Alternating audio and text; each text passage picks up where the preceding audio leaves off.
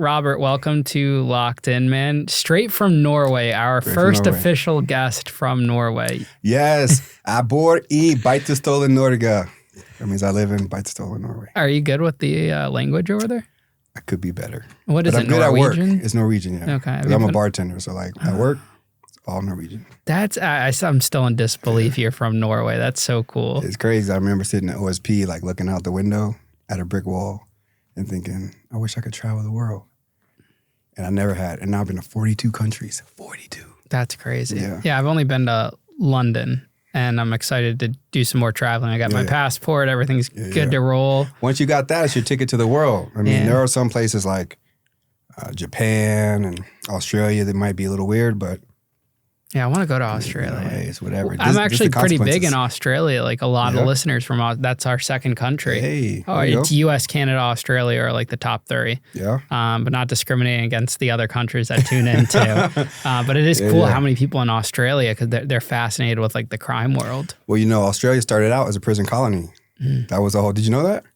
Like the whole Australia was where Britain sent all of its criminals. Wow. Like when you got in trouble in Britain, they were like, we banish you to Australia. And they probably have a nicer prison program over there, though. Oh, I don't know. All the foreign countries really have better systems, except for Russia. Norway's prison system is literally like a hotel. Yeah. It's crazy. Like there are people in America, like lots of people that don't live as good as people in prison in Norway. That's the one with like the viral photos. They have like PlayStations. Oh my God, everything. They give you like kitchen utensils. You have knives. I saw a video dude was cutting up like vegetables with like a knife. I was like, oh man. Wow. Like someone's gonna get stabbed in America if they get like, you give me a knife, stabbings happen. Yeah, are there a lot of weapons? I mean, a lot of dangerous crimes out in Norway? I mean, not really, but...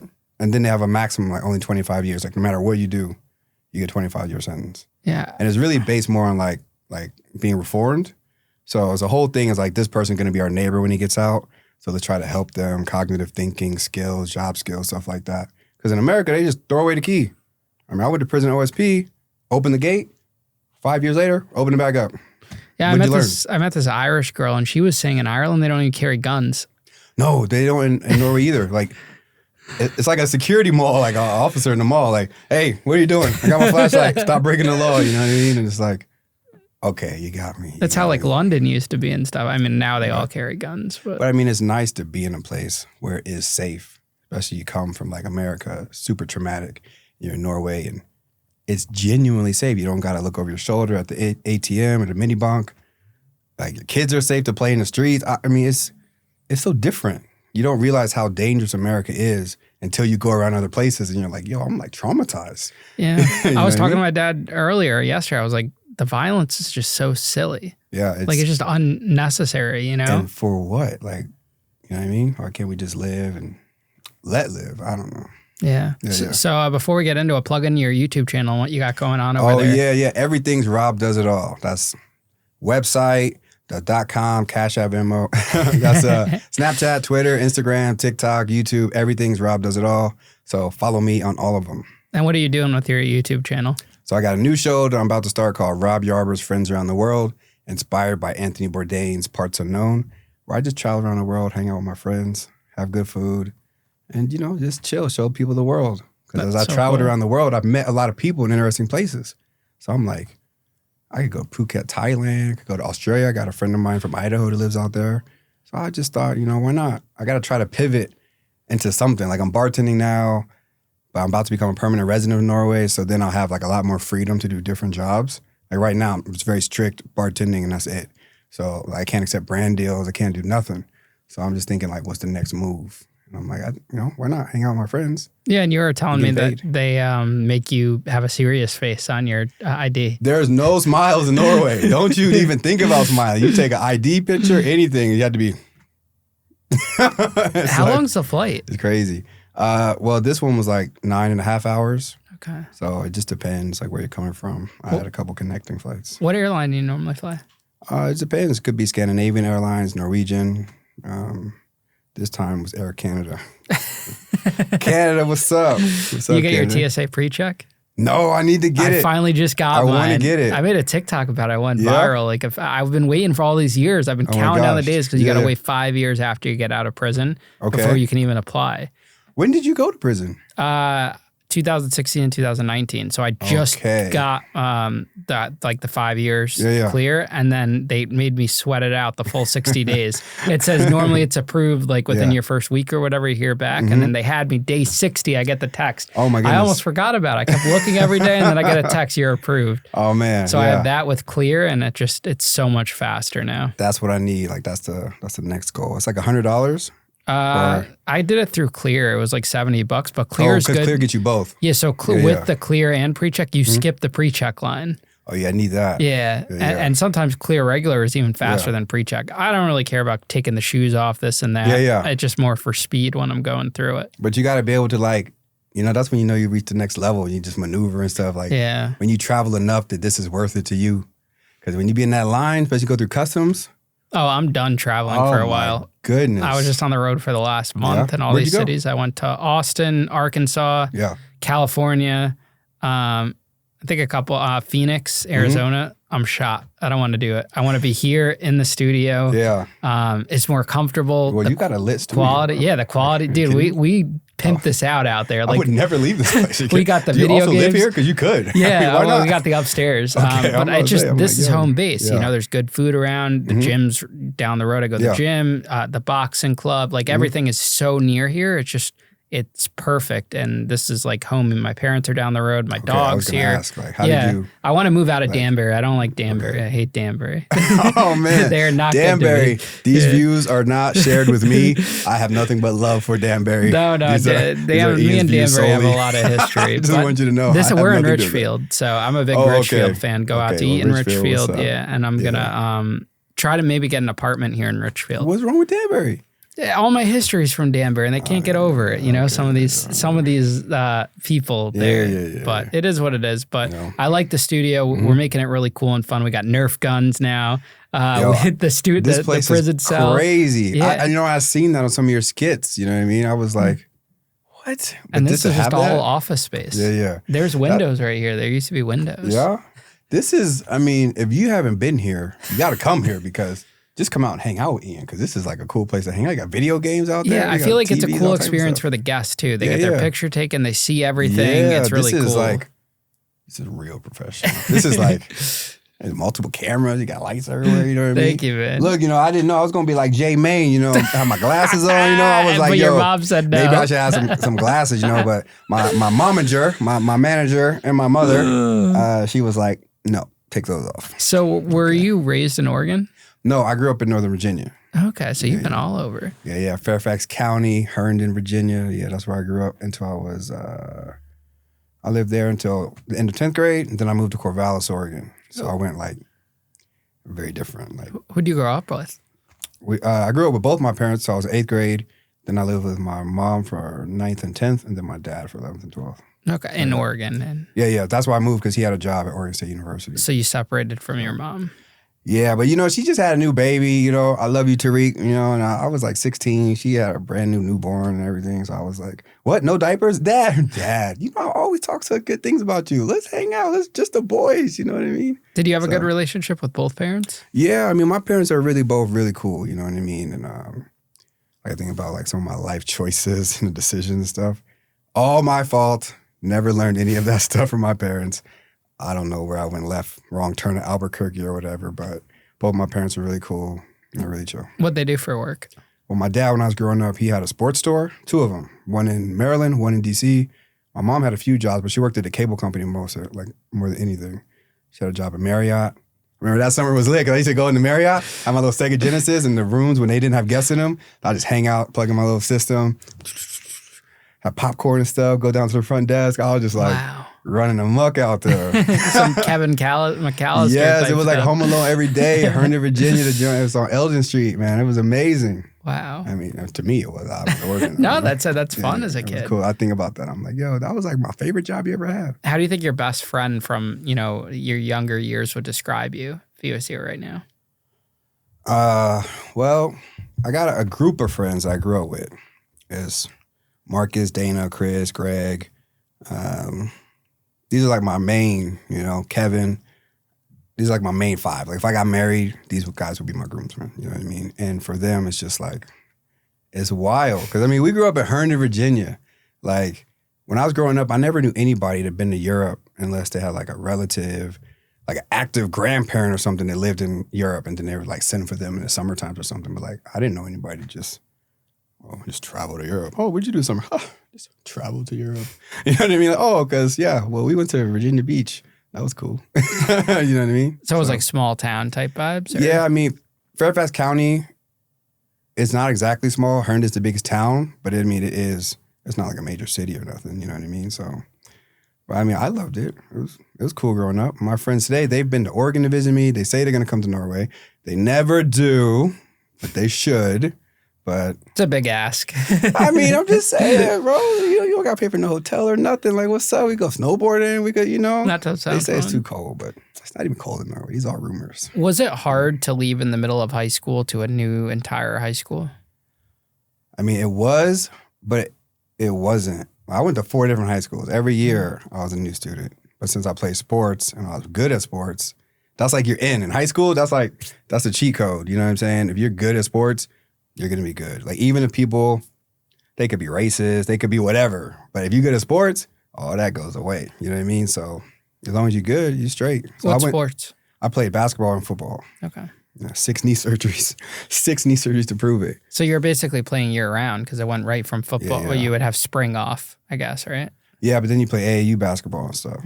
And Virginia Bearcats, back-to-back Virginia State champions. We went out there, won a tournament in Hawaii. We was out there balling. What did you like better, Virginia or Oregon? I mean, I got to say Virginia because that's my home. Like, that's where I grew up. And it's weird thinking about it now because that's my hometown. But, like, I wouldn't want to move back there today. You know what I mean? Like, I couldn't imagine living there today. But that's where all my friends are. Like, I haven't really had a friend group since I left Virginia. I've met like one real substantial friend, Kyle, and that's it. You know what I mean? So it's like, I kind of been like on this journey, just traveling everywhere alone, you know what I mean? So that kind of sucks because I look at my friends on a Snapchat group.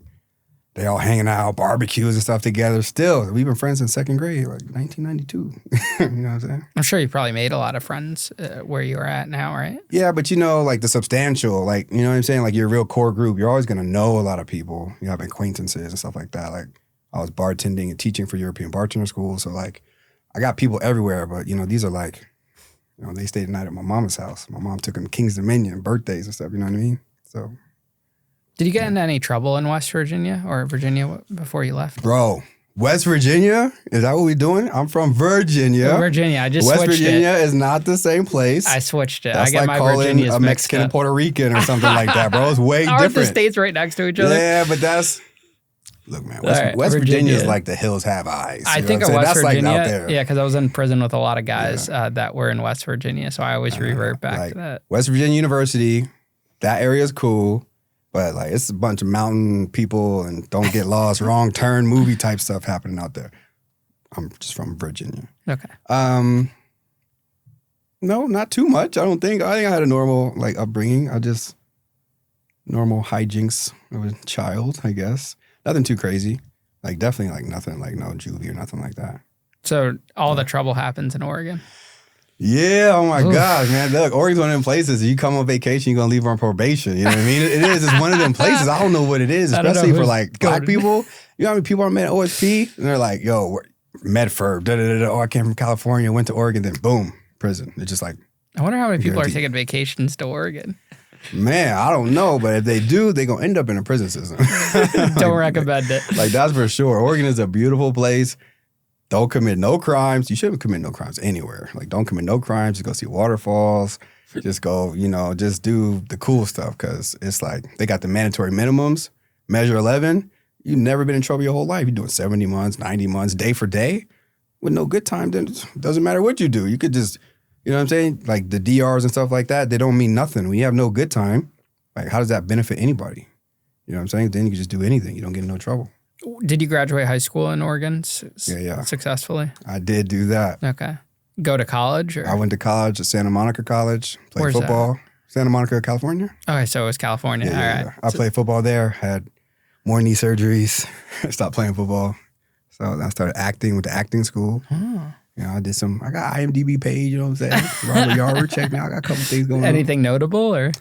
I did a Stevie Wonder music video. And my first ever on-screen kiss was with Terica. It was Case and them, but now it's Cromartie. She got like 1 million kids with Antonio Cromartie, former All-Pro in the NFL.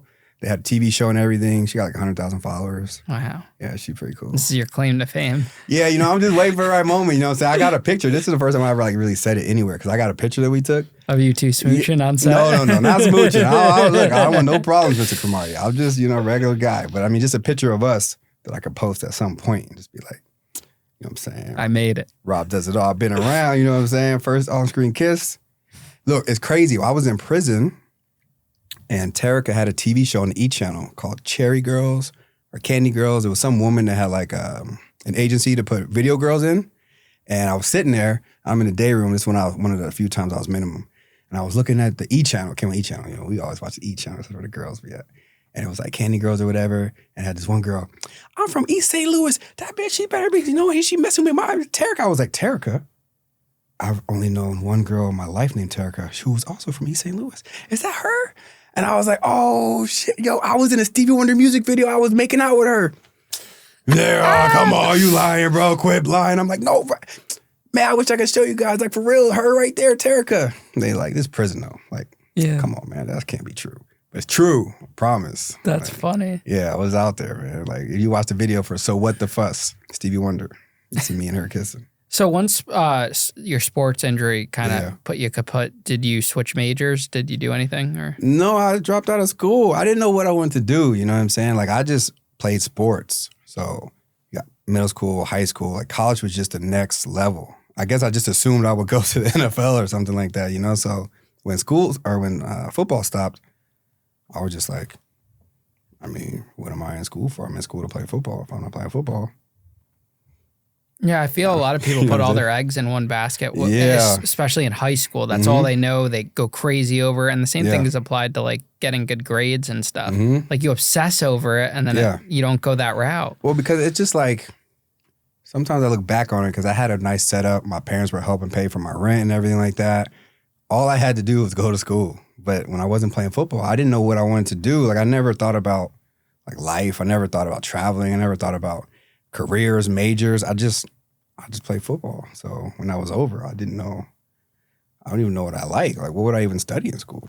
Am I supposed to be like business, economics? I have no idea. I was just like. So do you end up going back to Oregon after acting school and you live in California for a little bit? I lived in California for 3 years. Used to work at Blockbuster Video. Throwback. If you even remember, there is one left in Oregon, by the way. There's one left in Bend, Oregon, a Blockbuster Video. Oh, that's where the one is, the famous photos? Yeah. I got a picture out there too. But I used to work there. It was pretty cool. And then I moved to Seattle because I remember my father was working at University of Washington. And then once I left there, I went to Oregon.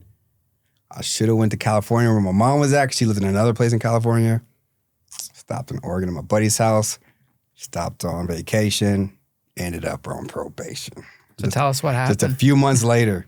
It was so random now. I got a book. I wrote a book called My Beautiful Nightmare, From the Bottom of Prison to the Top of the World. It's going to be published next year.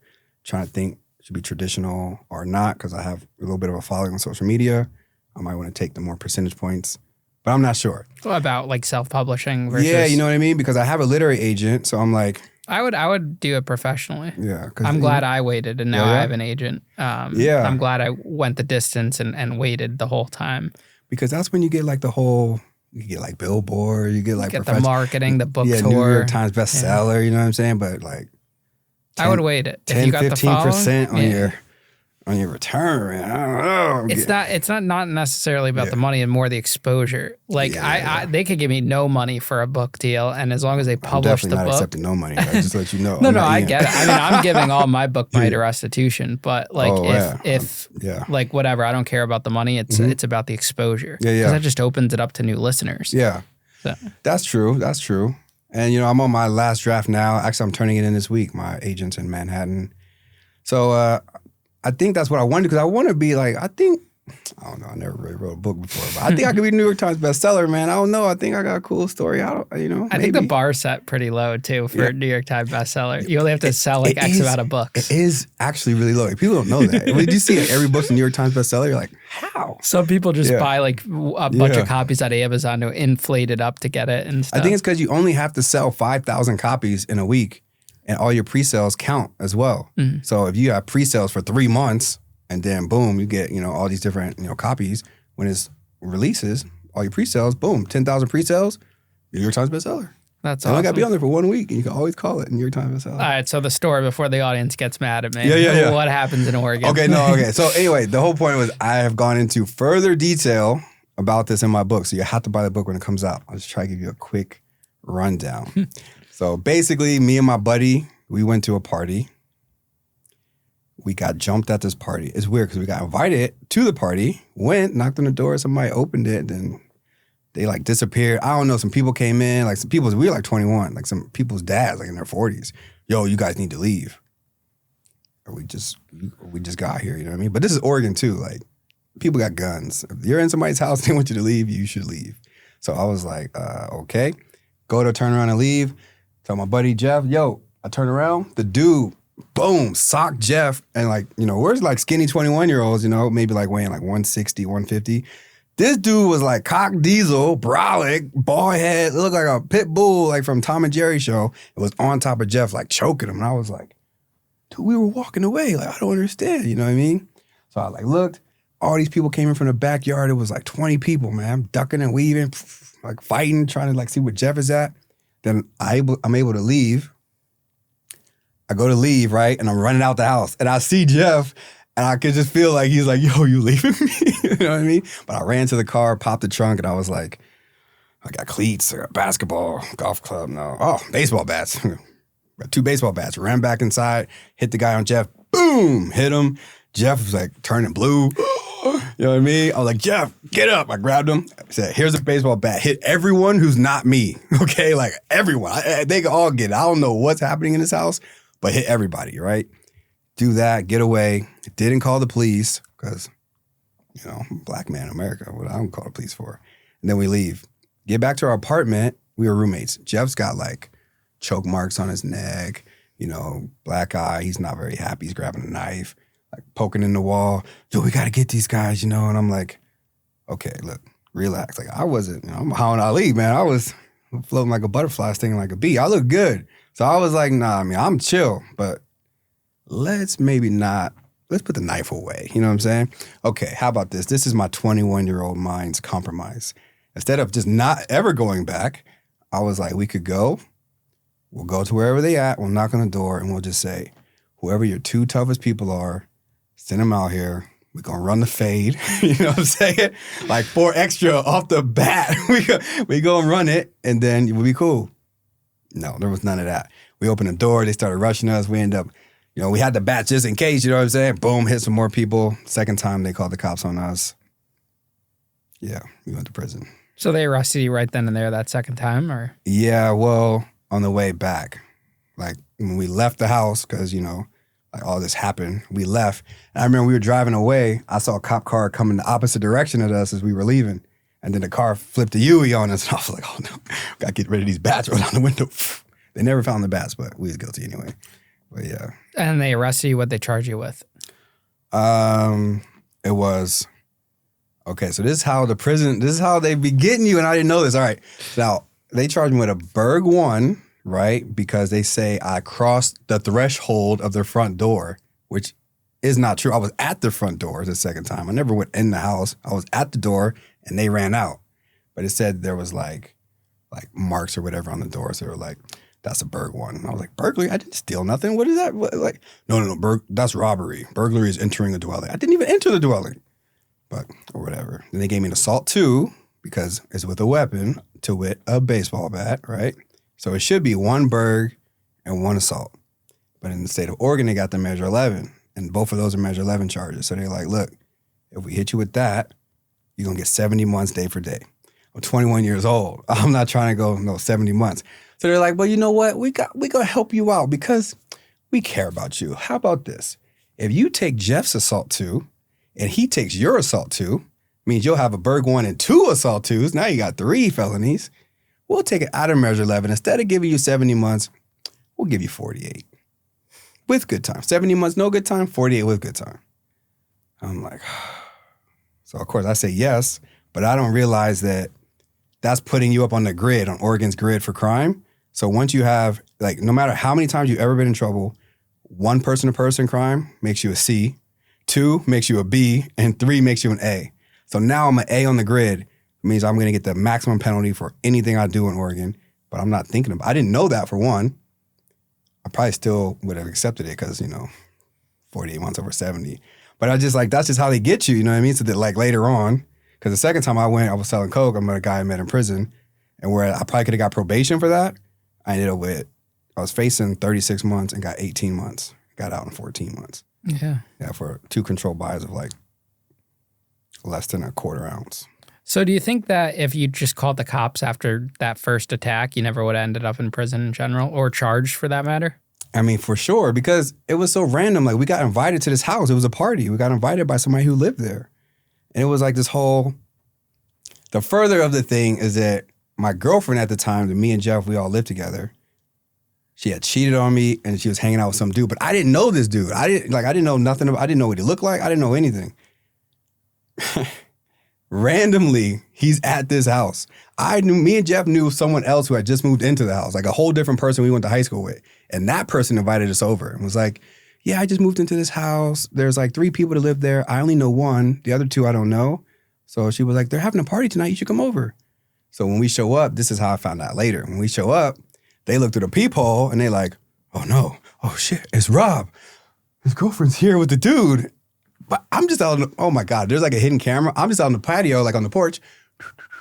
You think it's gonna be a fun party, man? Oh yeah, I don't know. Hopefully, maybe we'll know some people. You know what I mean? Like, I have no idea none of this is going on. So when we show up, that's where it all kicked off, because they were like, he's here for trouble. He's got backup.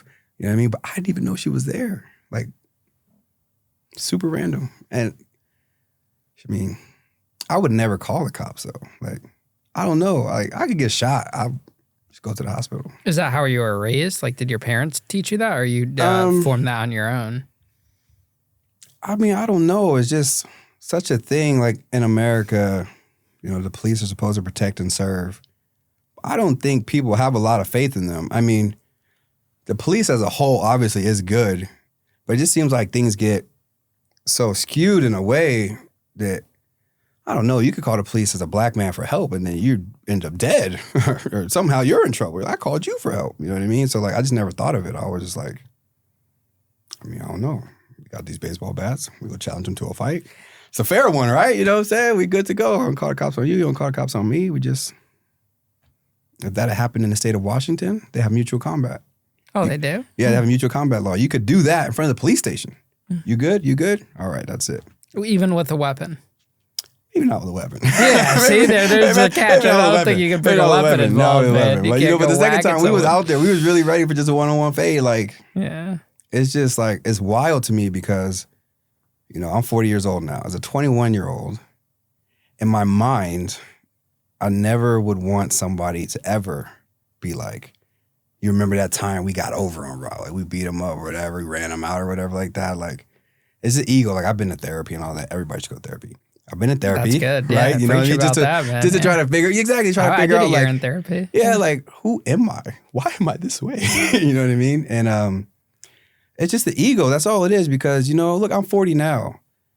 If that moment is the biggest moment of those dudes' lives, if they're still sitting around talking about this thing from 2006, drinking beers at a fire, remember that time like, if that's all your life is amounted to, that's sad.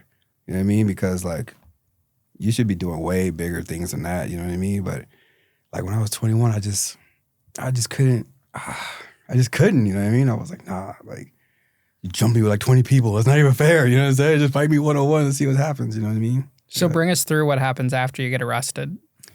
Got arrested that night, went to Lynn County Jail in Albany, Oregon. This happened in Albany. Going to like the holding cell or whatever. I was there for like 2 weeks before my parents bailed me out. Why so long? Yeah, I don't know. Where the money at? You know what I'm saying? Yo, what's up, man? You know what I'm saying? Oh, was that the holdup, the money? Yeah. Okay. I think my bail was $5,000. You know, Pops came through with that. Appreciate Pops. Both of them came through. What I mean, you think they made you sweat a little bit? I don't know what they did, but I was sweating. I was like, man, because Jeff got out in like a week. I mean, Jeff was gone. I was like, oh man, Jeff's gone, so I'm just here chilling. Which is still seems like a crazy long time. Man, you know, I don't know because, you know, they didn't live in Oregon. Like at the time, my mom lived in, she lived in California. My dad lived in Washington. So it's kind of like, you know, you got to get your one phone call, got to call them. I'm in jail, you know what I'm saying? They got to do all the different things, coordinate everything. You know, they're separate entities, so they got to coordinate with each other, figure out, you know, okay, how much you paying, how much I'm paying, how do we get over there? You know what I mean? So you must have been like freaking out in there. Yeah, because like I had never really been in trouble, you know what I'm saying? So this is like, I mean, obviously, the mind of an older person looking back on it, like this was not a wise idea. You know what I mean? But I didn't think that I would go to prison for 4 years. Like this is crazy. I'm an OSP with serial killers, all type of I-5 killer, happy facer, all these people, you know what I mean? I'm like I'm in the maximum. The murderers walking around. I called my mom. She was like, but you're not in the same place with the murderers, right? They right here. What you mean? They're like feet away from me, Mom. They're so close. You know what I mean? Yeah, I feel like a lot of parents who have never experienced a criminal justice system have no idea what their kids go through when they end up there for a nonviolent offense because they feed you the wolves. It's like, man, you know, I'm not gang affiliated or nothing like that, you know, so it was just like real wild. But I was in jail for the 2 weeks. I got out, and then I didn't go to court for 10 months. 10 months. I remember that was the summer 2006. Boy, I was burning the candle at both ends, man. I was doing the most. I was doing everything you could imagine to do that was fun. We'd go into the lake every day. We drinking, we smoking, we doing everything. Because I'm like, what are you going to do? Send me to prison? Like, you know, I'm already going to prison. Did you know you were going to prison at that point? Like, what were the lawyers saying to you and your family? Like, the charges were the charges. And like I said, they're Measure 11. So, like, you ain't getting out of that. You know what I mean? So now it just comes up to the plea. And I remember thinking, like, I never wanted that summer to end. You know what I mean? Because it was, like, so much fun. At the same time, I knew what was waiting for me afterwards. And then, like, when it was done, then I thought, what if I would have just stayed in jail and just, boom, because I would have had that whole 10 months off. You know what I mean? Like, off your sentence, you would have had credit for time served. So instead of doing, you know, like the 40 months I ended up doing good time, I could have did, like, 30 months. But I had the best summer ever. It was so cool. You know what I mean? I think about that sometimes if I didn't do bail and just stayed in there. Yeah, you know what I mean? But it's better to get out because you can maneuver a lot better with your defense and all these different things. But it's hard to fight a case from inside. Yeah. And then they gave me 4 years and they gave Jeff 3 years. I was like, yo. But we had a driver that drove us there who was my friend. And the police, say that he knew everything that was happening. And he drove us there willingly. He did not know. And I didn't tell him anything. I just asked him for a random ride somewhere. So he gave me a ride.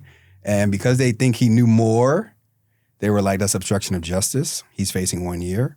So, and I was like, nah, he didn't know anything. And they were like, they thought I was lying. I was not. But they think I was. So they gave me the year. They were like, all right, well, if he doesn't get the obstruction of justice, you won't get the charge either, but we'll give you the extra year. So now you'll do 4 years. Jeff will do 3 years. And your other buddy, you just go home. And I was just like, well, I mean, I'm already doing 3 years. Look, I'm not a police officer and I'm not a detective. So I'm not here to do your job for you, okay? He don't know nothing. You can't prove that he did know anything. I'm the only one that can prove that, and I'm telling you he didn't.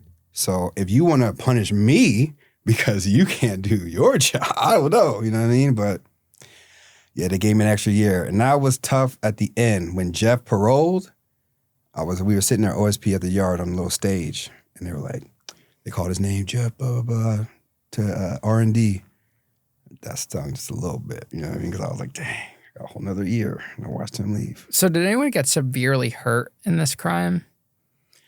Like, why were they so set on giving you guys time for your first time offense? Nothing on your record. It just seems a little weird. That's just Oregon. And just the fact is, baseball bats, I mean, you know, there's... But you're 21. It's a fight. It seemed so reasonable to me at the time. I was like, there's so many people. What am I supposed to do? You're supposed to call the police. I mean, besides that, what am I supposed to do? You know what I mean? Like, that's not an option. They're like, you're supposed to run out in fear and terror and call the police begging for help because you've just been hurt in some melee. But I'm like, but I have the baseball bats, so I don't need you. You know what I mean? So, yeah, that's crazy to think about it. But yeah, they was about to just boom, 70 months. Oof. I was like, man, I'm 21. Be like 26.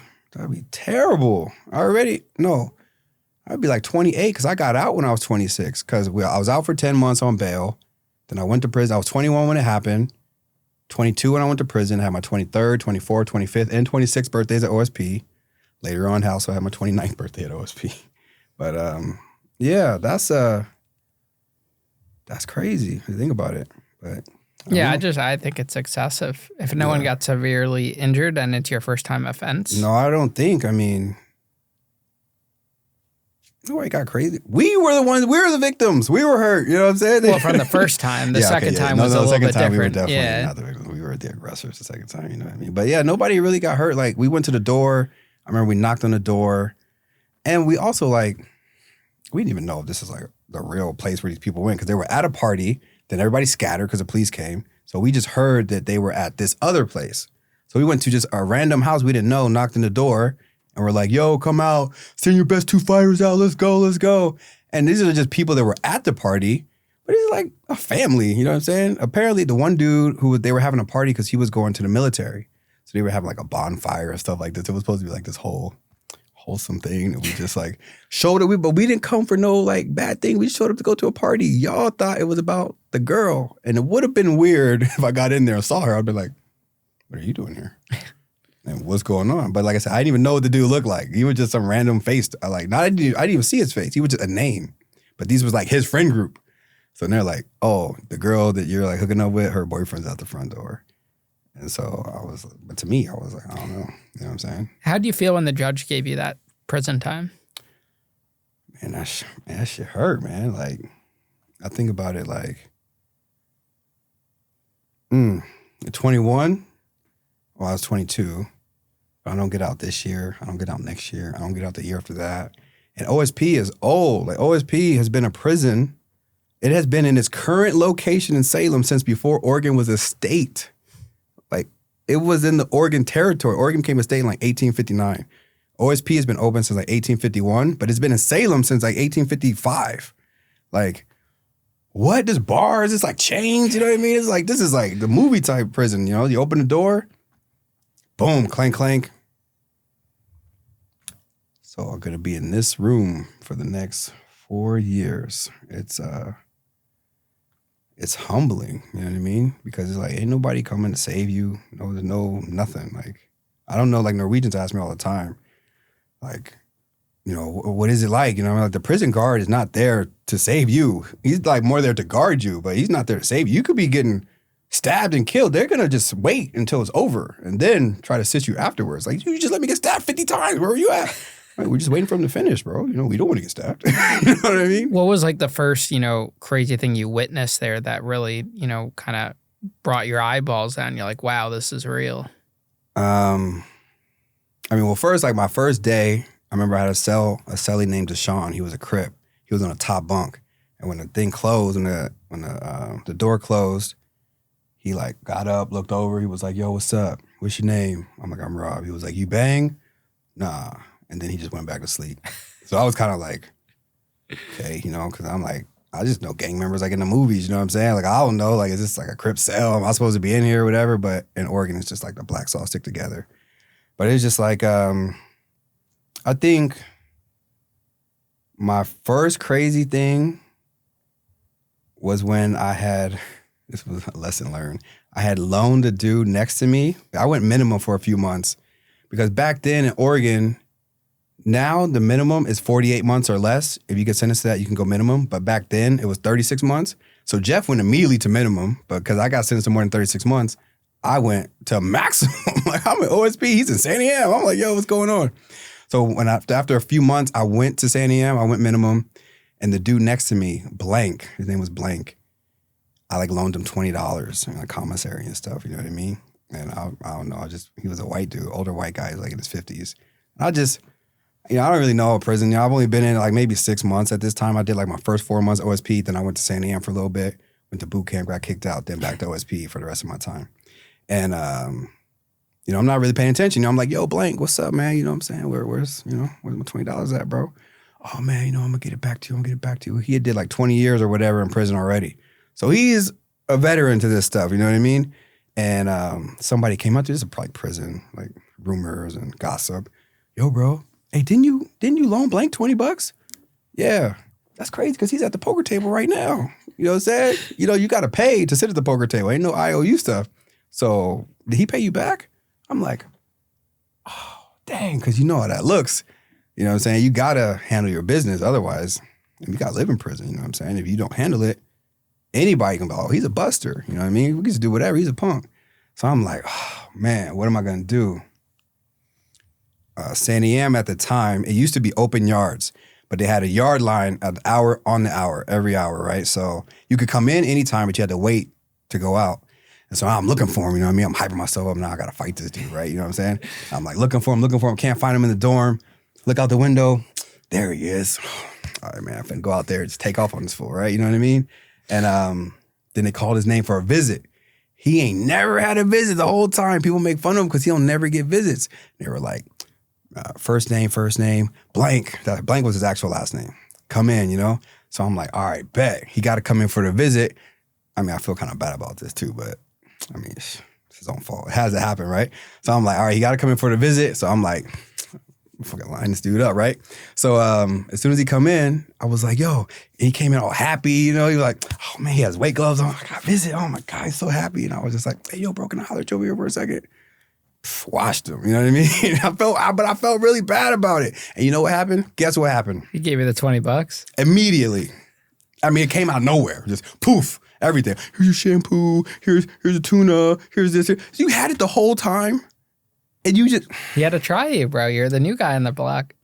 See, I never would have hit him. I would have just been the punk. Nah, man, I can't. Nah, I just... Because, you know what I'm saying? It's like it's only very few black people in the prison in Oregon. This whole system, right? So like Bloods, Crips, GDs, everybody, you could be shooting at each other on the streets. Coming to prison, you got to be one. So this also affects your standing in the car. You know what I'm saying? You can't be... Like, you got to go handle that, bro. You know what I'm saying? And I felt bad, too, because like I'm 22, 23. No, I was 23.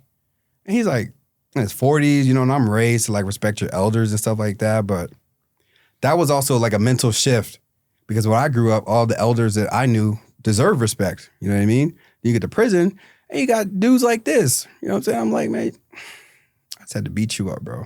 Now you go to visit. It was his mom, too. He had black eye, blood everywhere. He came back. Yeah, it was my mom, too. And I felt so bad, but I'm like, bro, you should just pay, man. You know what I'm saying? Yeah, did you feel yourself doing other things like that were against your morals growing up because you're in this environment that you've never been in before? Yeah, because you have to. It's like you get desensitized from violence. You know what I mean? Like on the streets, you know, your words, you know, treat people with respect. You got words and stuff like that. But in prison, it's just like immediate like lashings. You know what I'm saying? You got to know. And I'm just like, and he was my neighbor too, so it was really weird because in the bunks, like you could like almost reach his bunk, reaching out, and I got real worried because like I know me, and I was just trying to come back and get you. You know what I'm saying? So like it was real weird for me to sleep because I was like, man, that dude gonna try to attack me in my sleep or something like that. But he never caused no problems like that. We became really good friends after that. Well, you know, it was all, oh, you need any help with anything? You know what I mean? I was like, oh man, now he's my homie. You know what I mean? So there was that. There was also a time. I don't know if you experienced this. Locks and socks? Not personally. I've heard stories. You put a lock in a sock? Yeah. So my buddy Jeff, my co-defendant, he was at Sandy Am. We were actually bunkies. I was on the top bunk. He was on the bottom bunk. And he was playing poker with a dude. And the dude called him. I think he said he didn't necessarily call Jeff a bitch, but he said bitch about something that happened. Like a play happened. He was like, bitch. You know what I mean? And in Oregon, anybody been in the Oregon prison system, 2 words, punk or a bitch. If you're called either of them, you got to take off on them right then and there. Get down when you're mad at. Don't wait till later. Those are immediate fighting words. You got fighting words. On streets, you got shooting words. You know what I mean? But fighting words, right? So Jeff was like next to him, And the dude, as soon as he said it, I was like, watching TV in the other part. As soon as he said it, he was like, oh, my bad. I'm sorry. I didn't mean that. He even stood up and he talked to the whole table. He was like, I did not mean to call this man a bitch. I didn't mean it like that. You know what I mean? I just, I don't know. He apologized. I don't know. You know what I'm saying? It's a weird thing. But he didn't call me a bitch either, though. So I don't know. But so Jeff stood up. It's like 4-person tables. Jeff stood up. And that's another thing. Don't let another man stand above you. Somebody next to you stand up, and you stand up. So you get the same. You know what I mean? So Jeff standing up. And you could just see it in his mind where he's like, should I let this slide? He called me in front of everybody. Maybe if this had been one-on-one, I could take it a little bit better. But, he has his own reputation to deal with. Like, that's, you got to live your own life.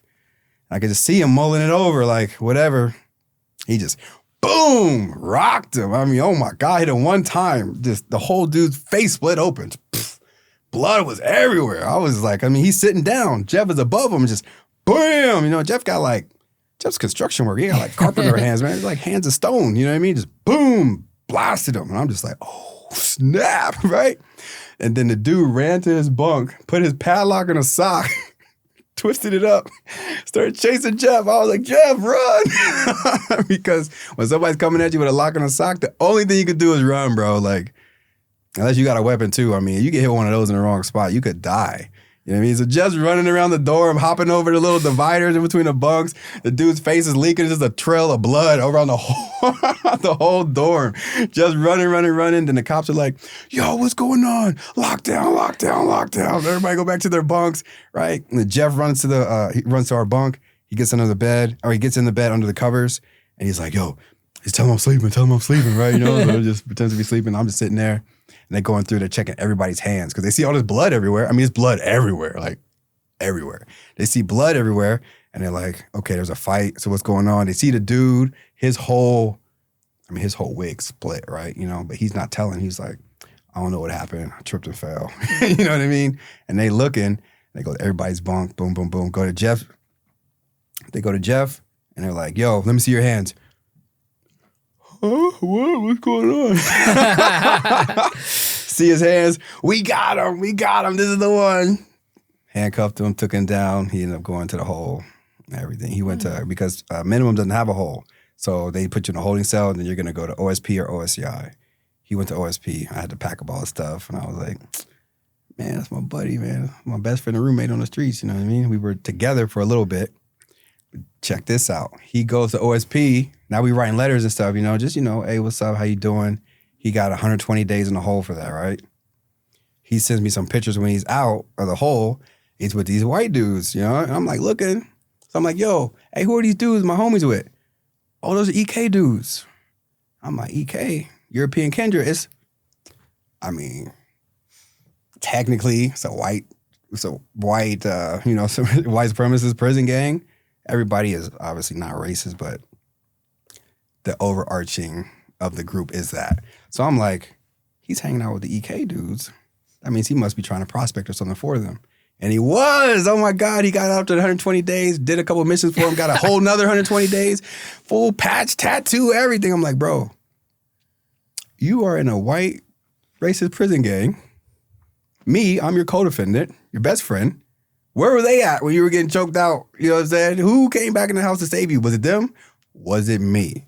But, everybody got to do their own thing. But I'm just like... Yeah, did he say why he wanted to do that? He didn't even have that much time. He had 3 years. Yeah. Well, EK was started, and if I get this wrong, my bad. Don't be coming for me, prison politics and stuff. They'll come for you. You know what I'm saying? But it's supposed to be an original 7 or whatever.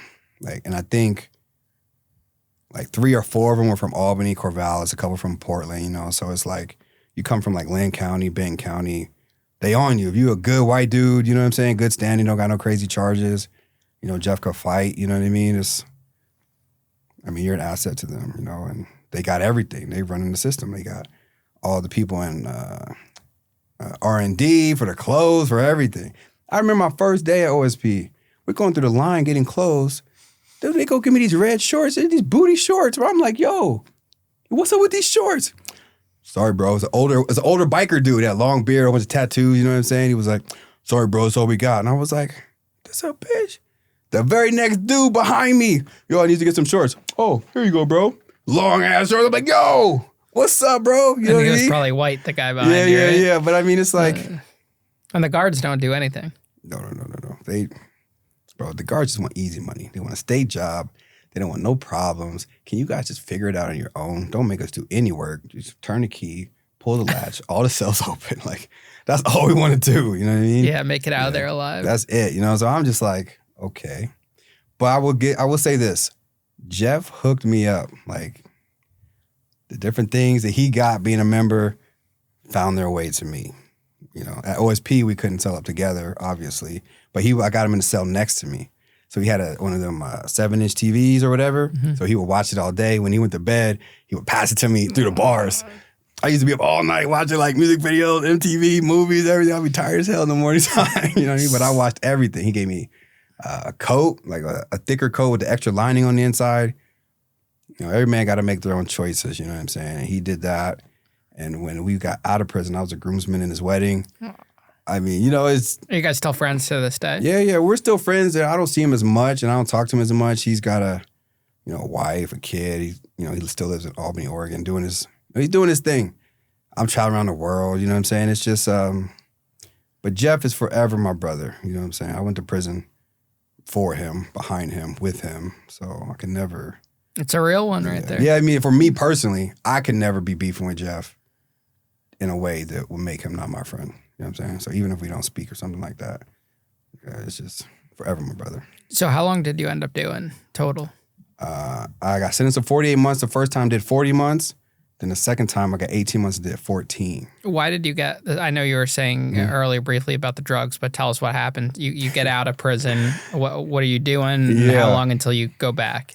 Okay, so I did the 40 months, and right as I was about to get out, there was a Paisa cat who was doing 10 years for trafficking cocaine. He had like a whole like dealership thing in Salem, Oregon. Used to bring in cars from Mexico. His mother was his co-defendant. He was like one of them ones, you know what I mean?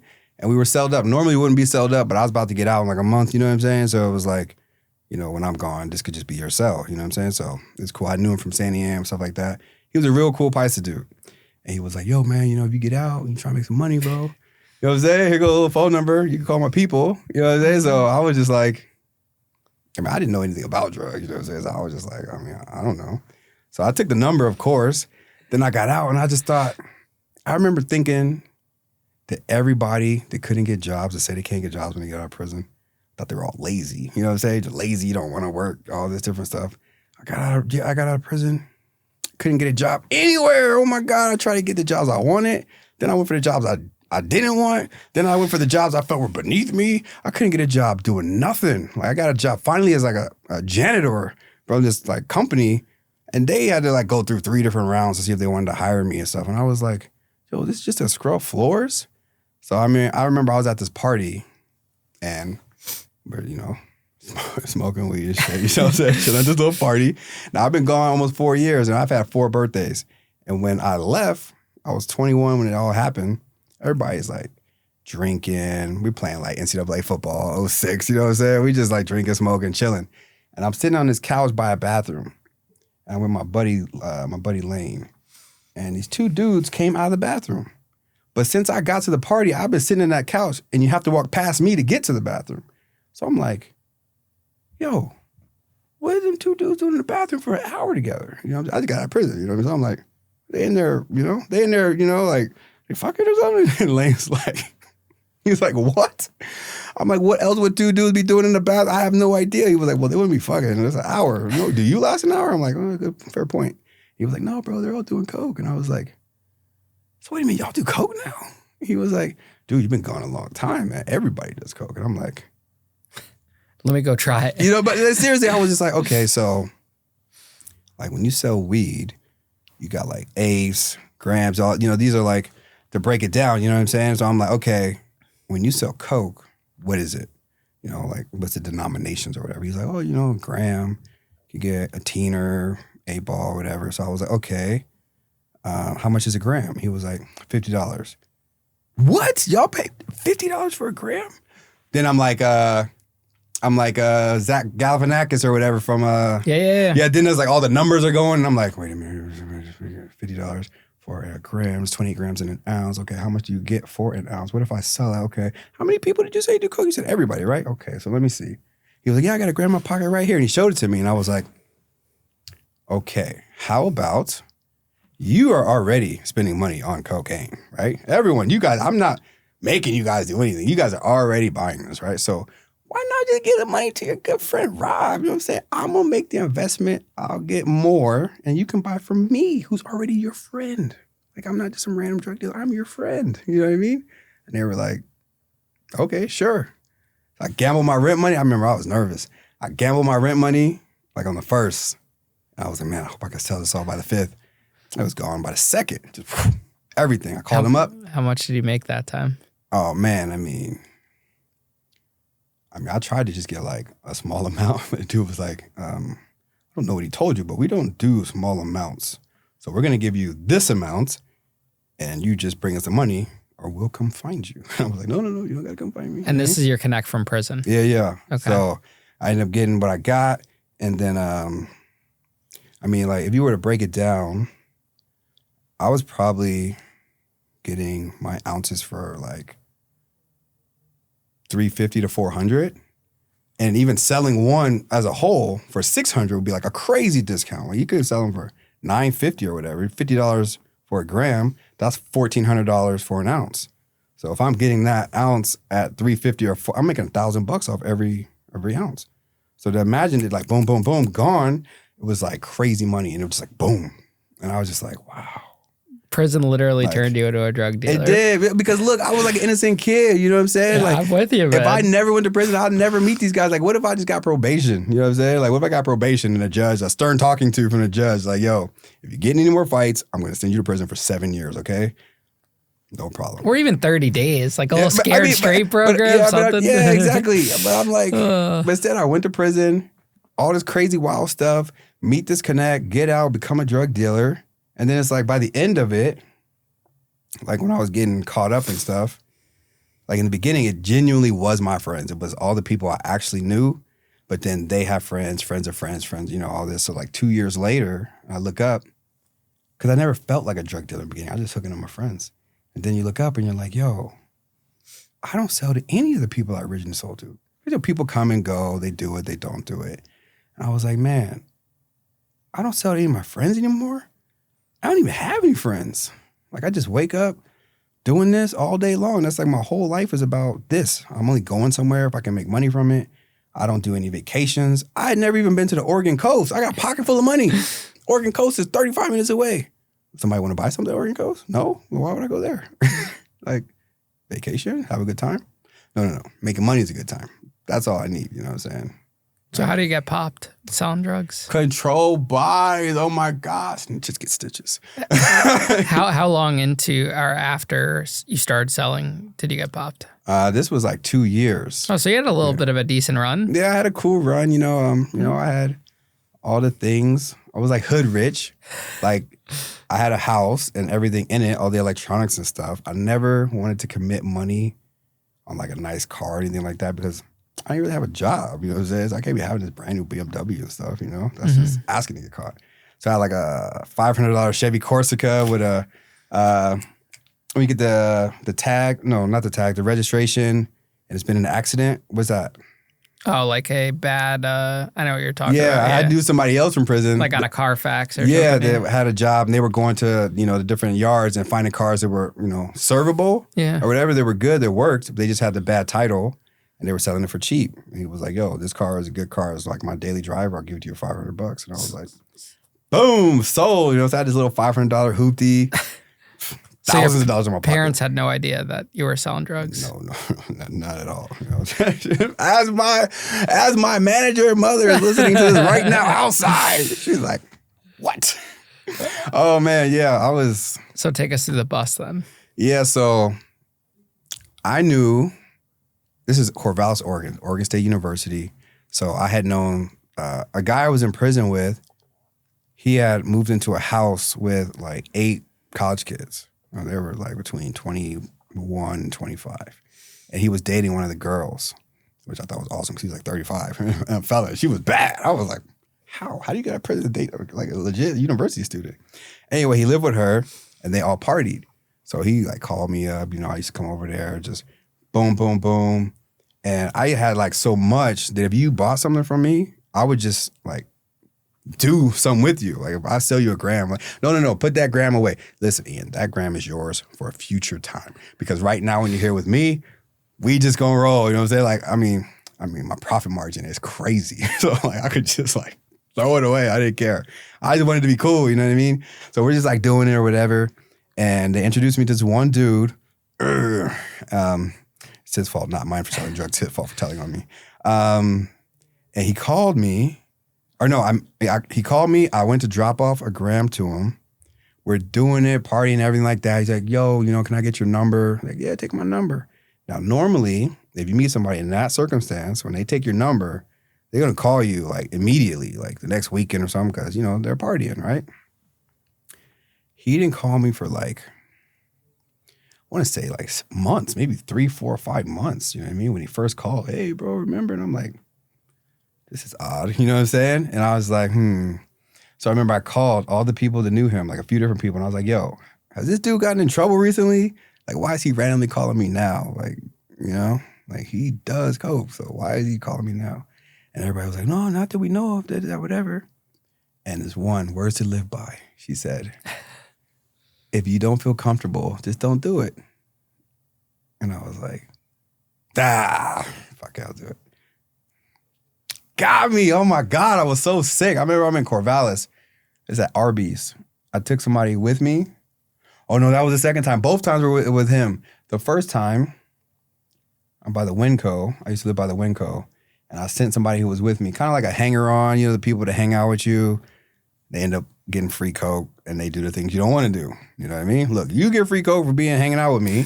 So when I got a sketchy deal, you're the one doing it, not me. You know what I mean? So, this girl, she's like, okay, I'll go do it. Goes, meets him at the old Albertsons, drops it off, whatever, comes back. I'm like, yo, everything was cool? Yeah, everything's fine. Okay, all right, everything's good.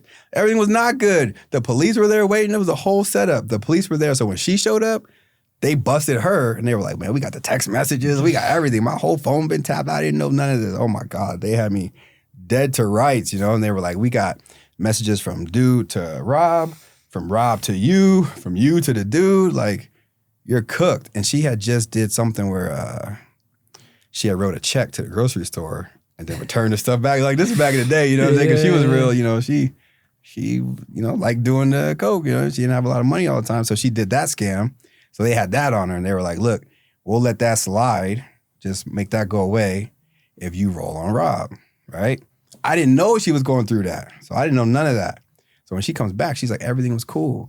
But then things started getting weird, you know what I mean? I'm like, man, feels like I'm being followed. I feel like, you know what I'm saying? But now I'm like kind of, you know what I mean? I'm like, nah, man, come on. I be feeling like the same cars be driving by. One day I was sitting there with my little notepad on my window. Black SUV, license plate, Okay, then this one. And I'm like, yo, I live in like a cul-de-sac, bro. Like almost like it's not a through street. It's not a cul-de-sac, but it's not a through street. So I'm like, these cars, they driving by all the time. People telling me I was tripping. I'm like, nah, man, I ain't tripping, man. You know what I mean? And there was all cop cars, undercover cop cars that were at the apartment complex next to my house. And literally they were all parked next to each other. Like a dude would just drive down and drive back, switch cars, drive down and drive back, everything. So I would ask her because she would still come over my house and she would still be doing coke and everything. And I'm like, yo, are you sure? Like, everything's straight? She's like, no, everything's straight. So that was for a gram. Then he called me the next week. He wants 1.5 grams. And I'm like, okay. So, normally I don't even do stuff this little, but he's a friend or whatever, right? So I remember I went to chop it up. Boom. I think it was like 2.3, but I'm not finna waste time shaving this all down or whatever. So I'm like, he could just have it, So he says he wants to meet at the Arby's. I drive and I'm parked at the Rite Aid on the street and I tell him that I'm gonna be there in a minute, but I'm already there because I'm waiting to see him drive by. And I'm waiting to see if like there's a car following him, if there's cops or something like that. So I'm posted up and then I call him and I'm like, hey man, can we switch to the McDonald's? I can't go to Arby's. Can we switch to McDonald's? And he was like, oh man, I got dropped off with a friend. He went to go get food at another place. So now I'm just like waiting, you know what I mean? I should have made him be like, you just walk, don't worry, I can wait, you know what I'm saying? he seemed pretty adamant on me meeting him there. And this time I had a different chick with me. So I gave her some money, and I was like, go into Arby's, buy some food, look around. You see the dude sitting in the corner. Does it look like he's looking at anybody? Does it look suspicious in any way?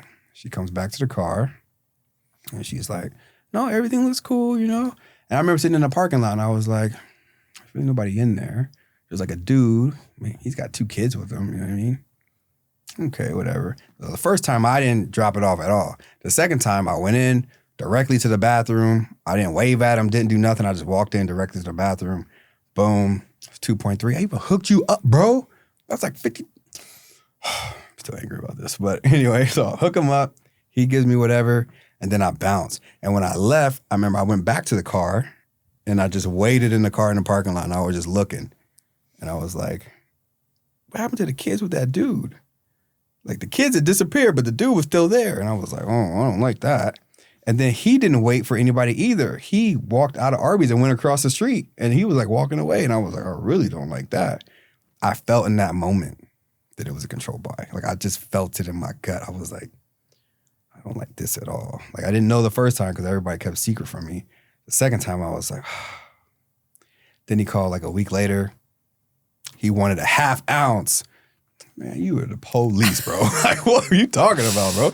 Nobody in life goes from an ounce or from a gram to a gram and a half to 14 grams. That's impossible. Like, unless you're trying to deal, which you're not. Like, you know, there's dealer mindset, there's user mindset. And it's just no. You know, oh, spring break's coming up, me and some friends, we're going to get together. And No. Police, hang up the call. Police, don't ever call me back. So they waited. This was in January and February 2012. And they waited until like August before they arrested me for those. And I was on parole from the first time being in prison. So I'm going to see my PO twice a month with an open warrant out for my arrest because they keep it open. That way they can get you anytime they want. You know what I mean? So it's there, but they just don't enforce it.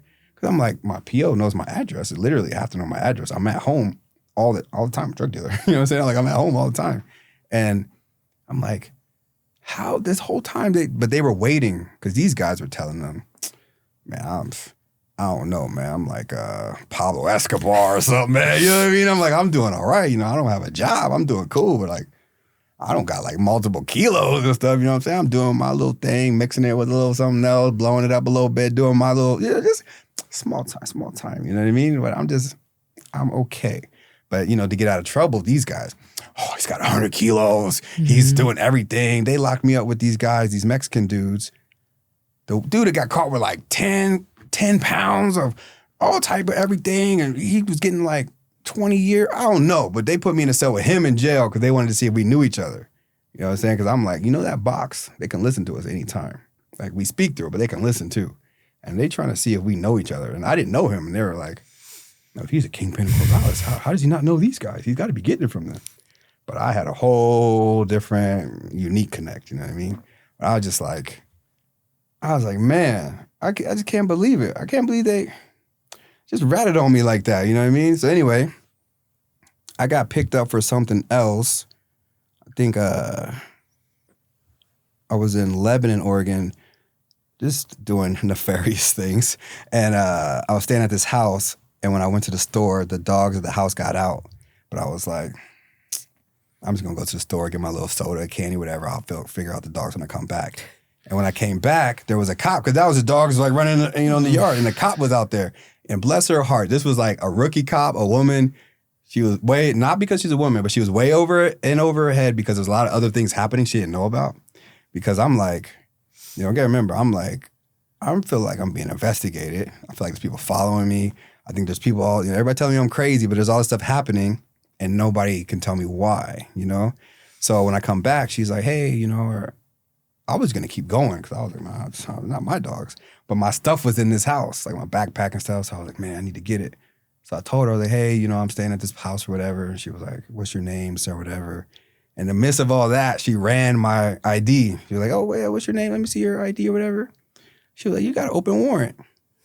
You know that? And I was like, clearly not. If I gave you my fucking ID. Oh, you didn't know at all? No, because if I knew I had an open warrant, I wouldn't even stop and talk to you. You can't make me talk to you. I'm just a guy walking down the sidewalk. You know what I'm saying? These are my dogs, not my house. You know what I mean? So she stopped me. She was like, you have an open warrant. And I was just like, now how could I have an open warrant when I have a PO that I see twice a month? Like, I was on parole and probation at the time. I had a possession charge or whatever. And so I'm like, this doesn't make any sense. But it's because there was a bigger thing at play. They were waiting for me to like re-up with whatever these guys told them. They were trying to bust me, give me like 20 years.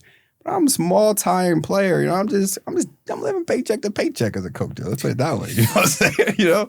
So a struggling coke dealer. Yeah, man, it's struggle season, man. You know what I'm saying? I'm broke, baby. I ain't got nothing. You know what I'm saying? So I'm just chilling. And so when I said it, I was like, I have an open warrant. She's like, yeah. I was like, something unique will happen because of this. Like, I know you guys hear this all the time from people. You're going to be like, oh, maybe you're just high on drugs or something like that. You know, everybody's not out to get you. I don't mean everybody's out to get me, just you. You know what I'm saying? So we go, and I was like, you just watch. Something out of the ordinary will happen for this. So I get arrested in Lebanon. They take me back to Albany to Lynn County Jail, fingerprint me and everything. They asked me if I had any drugs on me. I was like, no. They were like, are you high? No. You know what I mean? And they're trying to scare attack me. Oh, can't you get possession by usage, blah, blah, blah, blah, trying to scare me and shit. I was like, stop that. No, you can't. Cut that off. Yeah, just cut that off. You know, what the fuck? I'm a newbie around here, you know what I'm saying? You think you can get me with that? No. I don't know nothing about nothing. Never did a drug in my life. You know what I'm saying? And then I go to the holding tank. And I'm just sitting there. Like an hour later. Yarber, you're being OR'd. You're out of here. How? How is that even possible? I'm on parole and probation. I have to sit here until my PO comes to see me before anything. And that's going to take at least a week. The PO comes to see you. They decide what's going on, what your violation is going to be, how long you're going to get. If you're going to get 7 days, they'll just let you out then. You get 14, you'll be there for another week. All this stuff has to happen. I'm on parole and probation. I'm a ward of the state. This is impossible. And they're like, what, you don't want to get out? Whoa, whoa, whoa. I didn't say that. I did not say that. I mean, I'll get out, but treachery is afoot here somehow, you know what I mean? And this is it. They let you out. They usually wait for you to come down if you are on any drugs, which I was not. But if you are, they're going to wait for you to come down till you're like Jonesing or whatever. Then they'll let you go. And they just follow you. Where are you going? Set you up. Exactly. You're going to go somewhere where you're going to, you know, replenish the ranks of whatever you're doing. So then they just follow you and everything like that. So they're just trying to see what was going on. And I was just like, this is impossible. For one, anybody that's been in parole or probation in Oregon, you know this to be true. You can't get OR'd. You can't be on your own recognizance when you're on a ward of the state. That doesn't make sense. So I was just like, oh, they are. You know what I mean? I was like, because I remember this is like August. I still don't know that those controlled buys are actual controlled buys at this time. The one time in January, the one time in February. I'm just living. Like when he called me that third time, I said, no, I'm not doing this half-ounce shit. You're the police, right? So I don't know anything.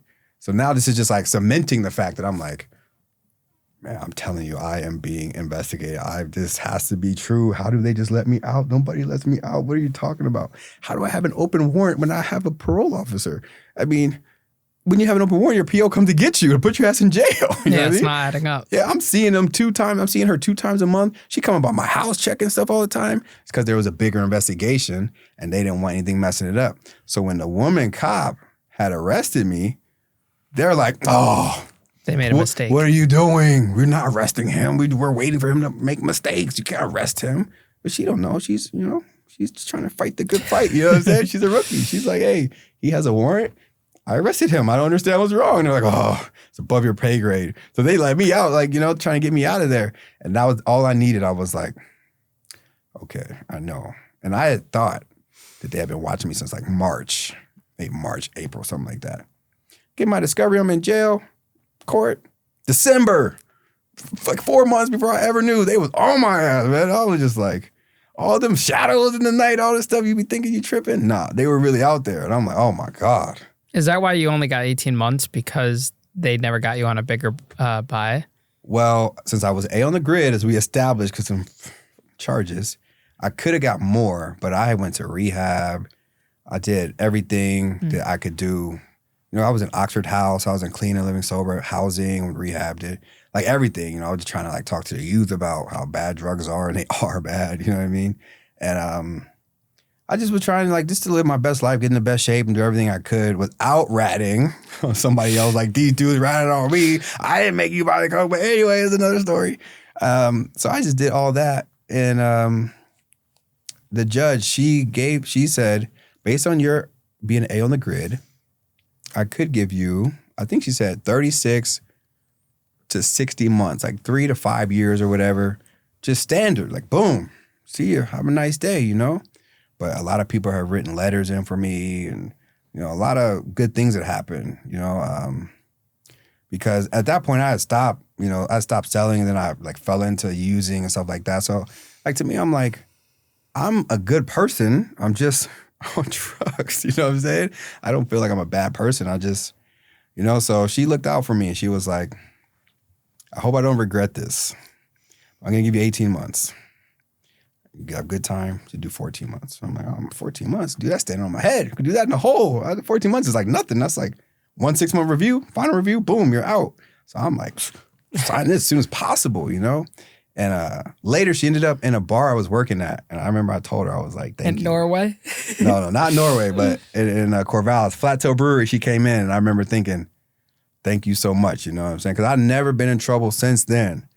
You know, I never sold drugs ever again after that. I've had my ups and downs with other things, using and stuff like that in my life, trying to shake all that stuff completely. I go long times and stuff like that, you know what I mean? That's like a personal thing. Everybody's got to get their own, you know, handle on that. But I'm like, the criminality of everything, that stopped. Like, that's a judge you should have had the first time.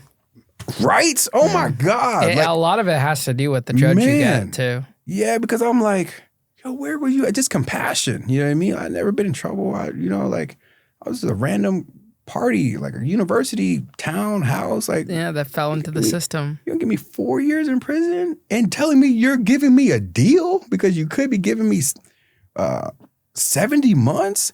This is crazy. If I knew that, I would not have grabbed the baseball bats. I thought about it too. It was like the old Sunny D commercial. You know, I was like, oh, OJ, Apple, you know, oh, Sunny D. You know what I mean? I was like, oh, no, golf clubs, nah, this, that, whatever. Basketball, I can't do basketball. Oh, baseball bats. You know what I mean? Like, I never stopped to think that I was going to get 4 years in prison for that. You know what I mean?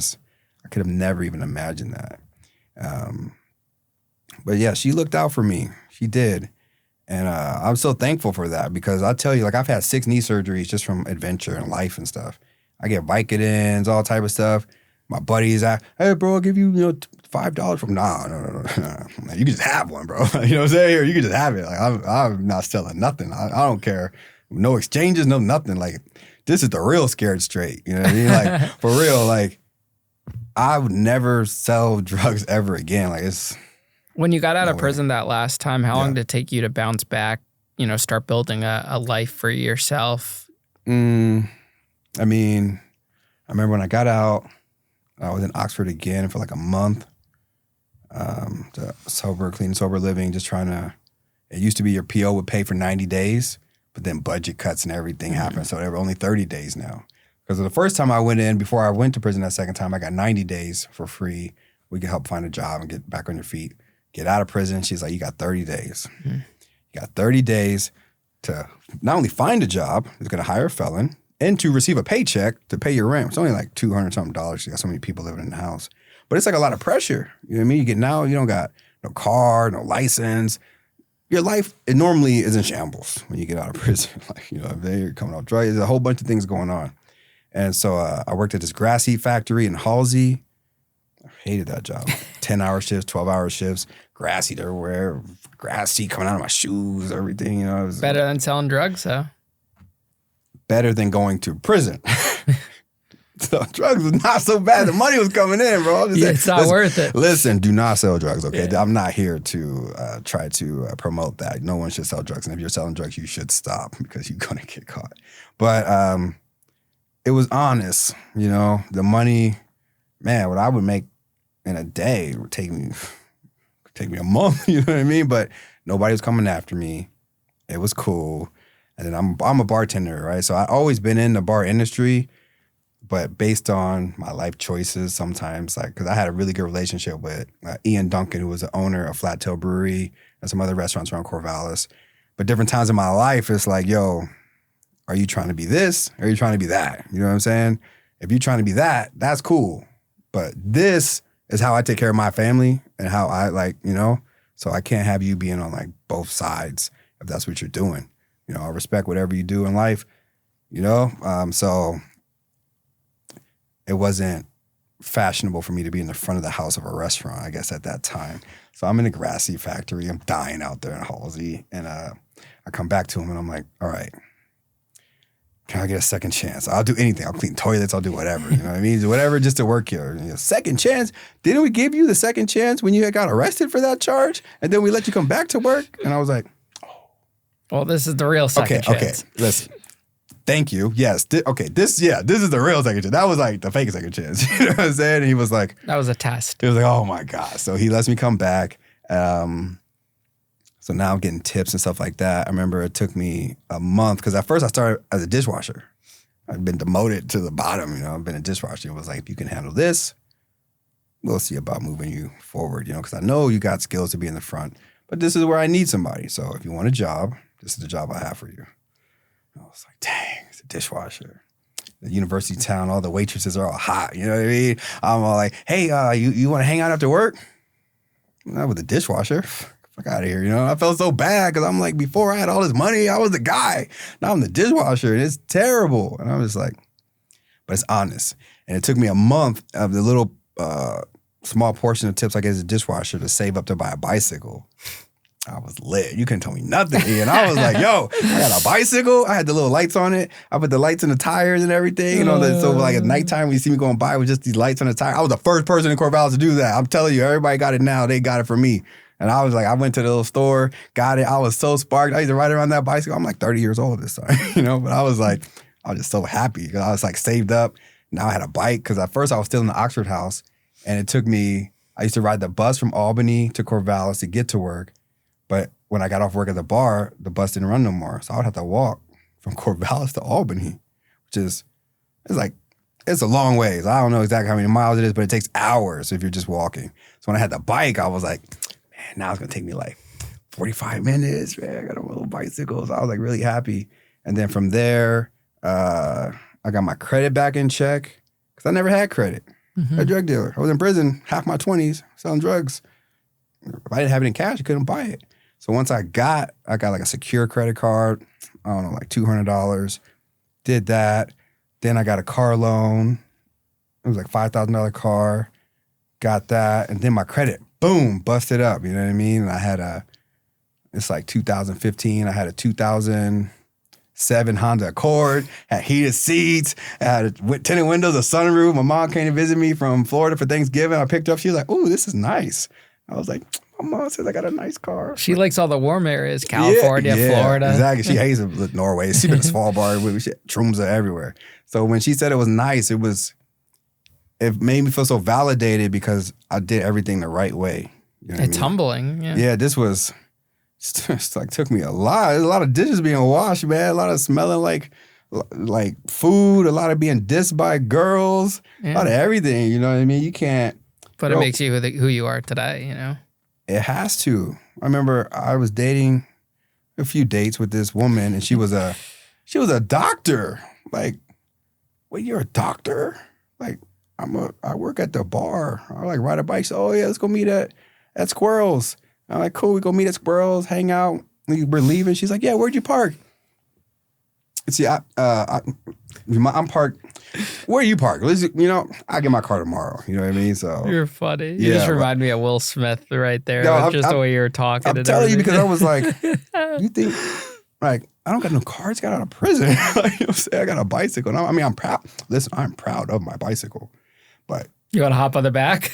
Man, but she's like at work with McDreamies and McSteamies. This is Grey's Anatomy type stuff. You know what I mean? Like, how are you going to have a handsome dude making $100,000, $200,000 a year, and you're going to be with a dude who's got a bicycle?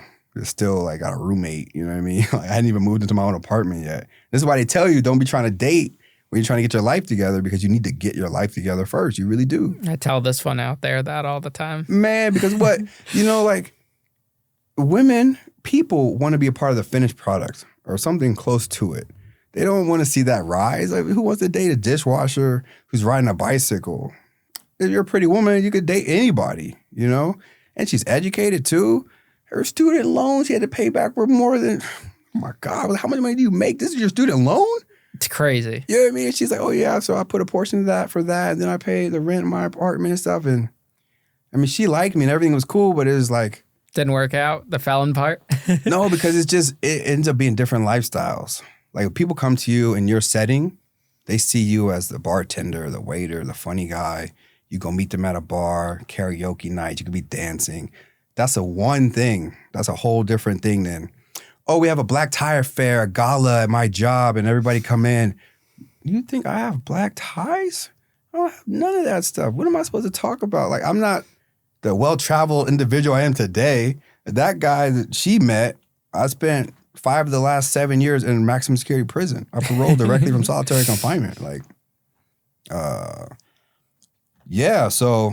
Prison food, right? Sucks. I mean, what am I supposed to say? So I just feel so bad. And at some point, she's going to realize, like, okay, maybe this guy's attractive. It's cool, so like sleeping with him or hanging out with him. But it's not a reasonable choice for my future at this time, But she was real cool. When I went to get my apartment, she actually helped me out. She loaned me some money to help on my deposit. Paid her back. But that was kind of another thing, like... Yeah, you're a drug dealer, not a scammer. Yeah, I'm not a scammer, you know what I'm saying? I would never scam. But that was another thing with her kind of being like, oh, I'm dating a dude that needs help on his deposit? Like, you don't have the money? Obviously not, but, I mean, I was trying to grow, and that's the thing. She needed somebody, like, a little further along. Just wasn't the right timing, right person, right time. But she was cool, and I met her at my bar. We used to have a trivia night every Wednesday. She would come in with her group of friends and stuff like that. Oh, so that's where you pick up women, trivia night? Trivia night. There's this website, meetup.com, and they have it for all these different cities. So when you have professionals or something, you move to a new place, you could go on the Facebook group or whatever, and they have all the different things in your city, and you just meet up with them. Hey, I'm from the meetup group or whatever, and then, you can have a group of friends. So now you could add spokesman for dating sites onto your resume. Man, look, it's not a dating site. It's just a hangout site. It's for friends. Literally friends only. People do end up dating because you date your friends, but... So what do you think you learned throughout everything that happened in your life? Why do you think, the universe put you through that? Man, I don't know. I would love to know. Universe, what's up, man? People got a lot easier paths than me, man. I'm like, yo... I don't know because... everyone says they don't know and then they give a good answer.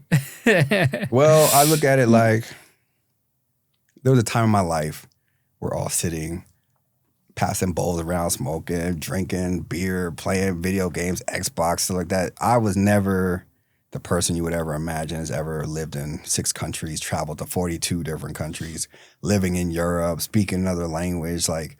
legit doing it. I've been to 8 countries this year and I always traveling.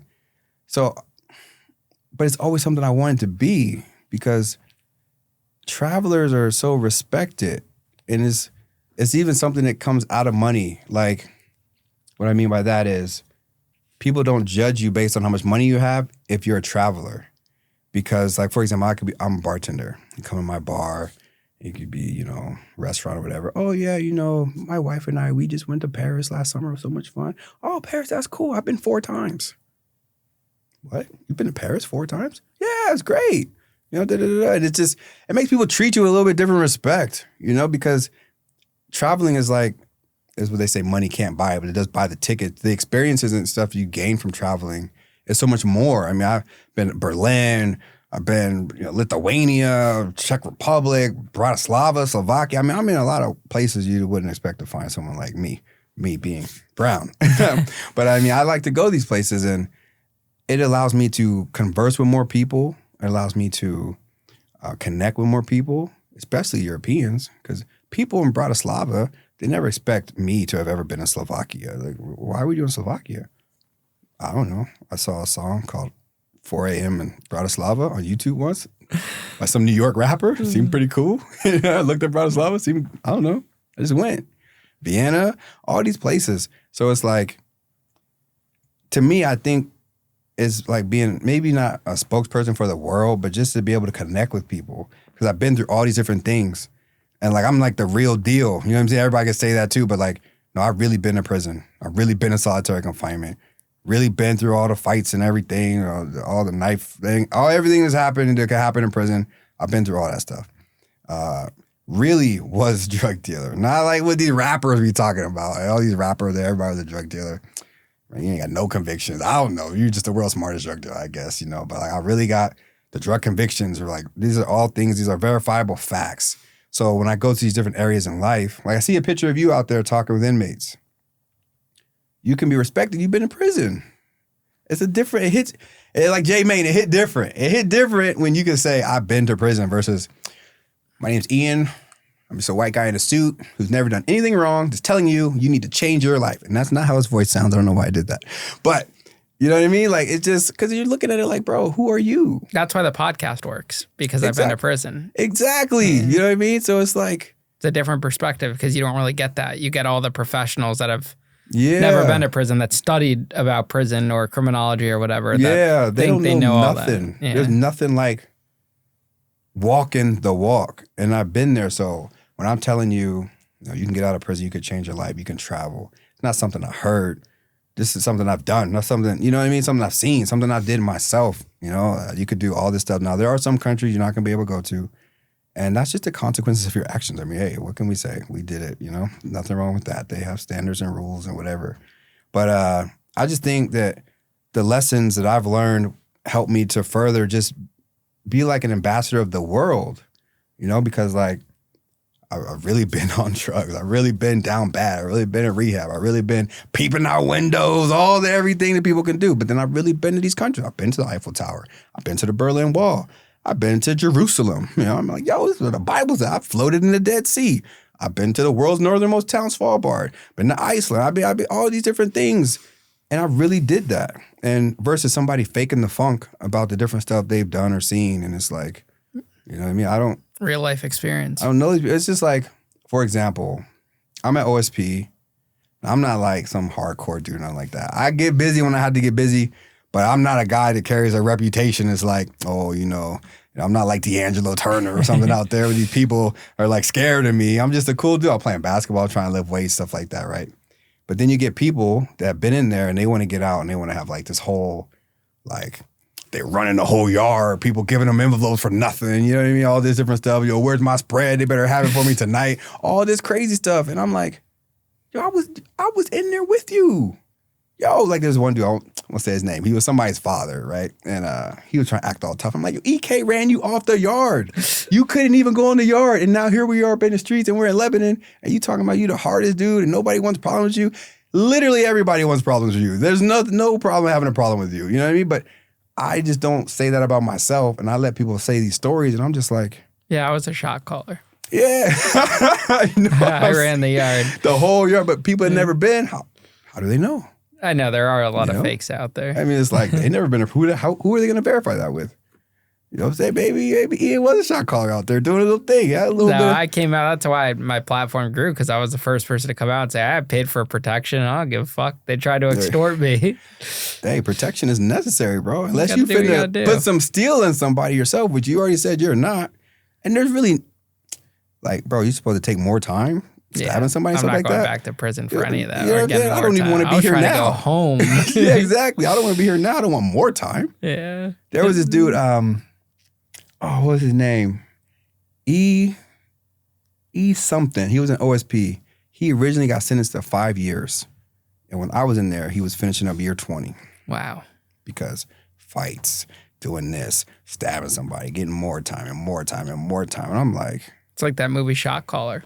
Yes, exactly. I love that movie. But that's really what it'd be like. And it's like, man, I'm just trying to make it out of here. Like, I'm not trying to... Man, like, oh my God, I remember the reason I paroled from the hole was because my second time, I'm about to get out. It's like a month before I'm getting out. And there was like this thing between the Southerners, the Serranos, and the blacks. I don't know what all happened.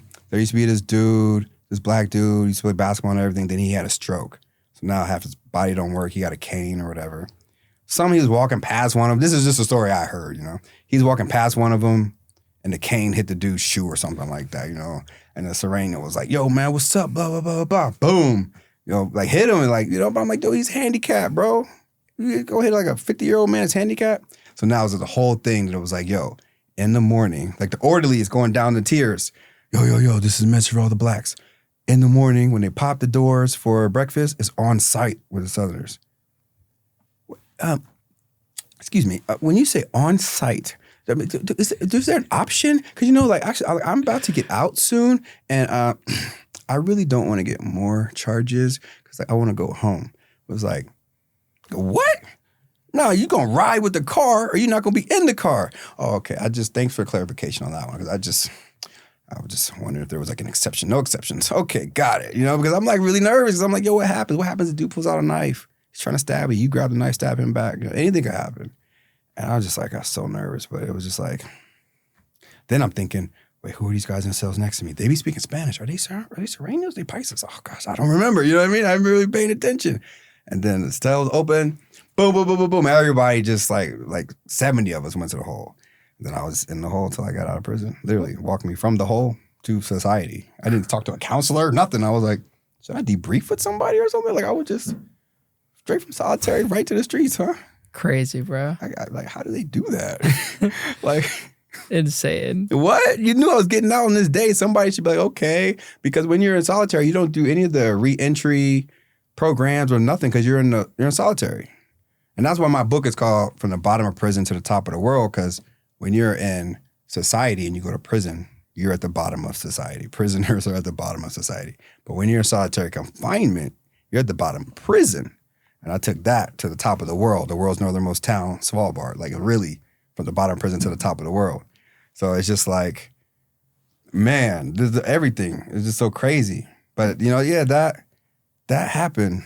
I love that. And, I appreciate you coming on the show today, Robert. Yeah. Man. It was great chatting with you, and I love your energy. You're a good storyteller. Yo, let's get it, man. Rob does it all. Everything Rob does it all. Yeah, we'll have the link to that in the description when your book comes out. Send me the link too, and we'll have that in the description too. When did your book? Did your book already come out? No, we're working on the deal now. Hopefully, we'll have it, sold in January, and then however long it takes after that. But, so have you written it yet? No, so I wrote like 3 chapters, and then I got paired up with a pretty big time agent, and I was like, should I write it or should we pair it? So we're pairing it with a writer too that I'm working with. Oh man, you're one of those guys. Hey, I want it done the right way. It'll have my voice and my story, but I want this to be like a big time book, like a real movie or TV show worthy book. So.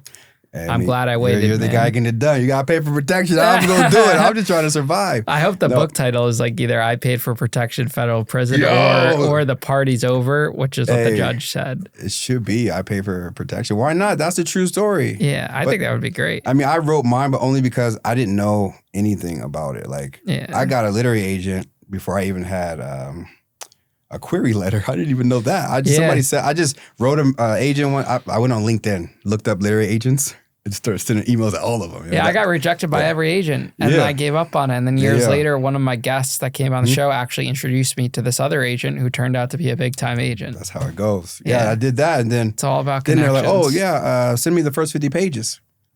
You think I have 50 pages? I had the query letter, and I had to write that off Google. Sent the 50 pages. Wow, this is crazy. This is true? Yeah, it's all true. Okay, send me the whole manuscript.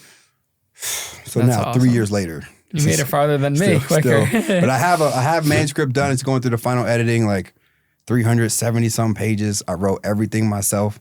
Just kind of the way I talk. I don't know how to write. I just write the way I talk. Good for you, man. But we're going to be out there. New York Times bestsellers together. Yeah, and safe travels back to Norway, man. To Norway, baby. Enjoy it. Yeah. Am I the first person to come from Norway to your show? Yeah, 100%.